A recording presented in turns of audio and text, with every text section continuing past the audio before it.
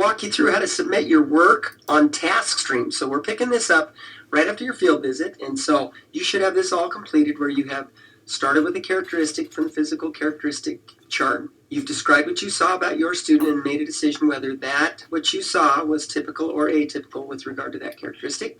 Completed all of that information. We're not going to talk about the technology that you're gathering at this particular time. We'll come back to that later. You're going to go into TaskStream, and earlier in the semester we had you put in a self-enrollment code. You should see that you've got typical and atypical for case study of an individual. I'm going to click on the typical because that's what I'm helping you work through.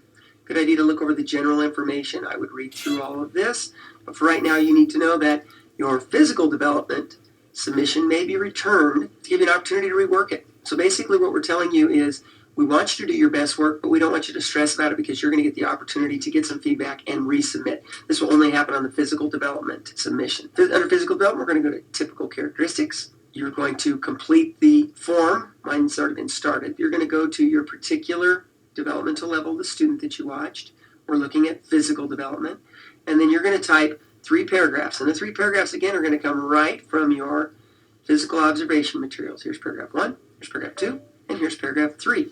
So back to our task stream, I wrote a sample here. You'll notice mine is the same in each of these. Yours are going to be 3 different paragraphs. But here's my example. When observing a student in the infancy level of physical development, I should see increasing ability to coordinate small muscles of the hands and eyes. The student I observed was able to effectively pick up small pieces of cereal, which were Cheerios, from the top of the desk while watching a video in the preschool classroom. The video, an episode of Leapfrog about phonics, completely captured my student's attention, but did not detract from her ability to easily pick up individual pieces of cereal and put each in her mouth. In addition, her desk was near the back of the room, which is at least 20 feet from the 40-inch TV monitor. She watched effortlessly with no apparent strain on her eyes. With regard to this characteristic, the student is typical. So you can see I used the paragraph starter, and that is a necessity. Your paragraph starter is found on the bottom of your physical characteristics chart right here. You can see that I've included lots of rich details. It's very specific. It's at least 5 sentences in length.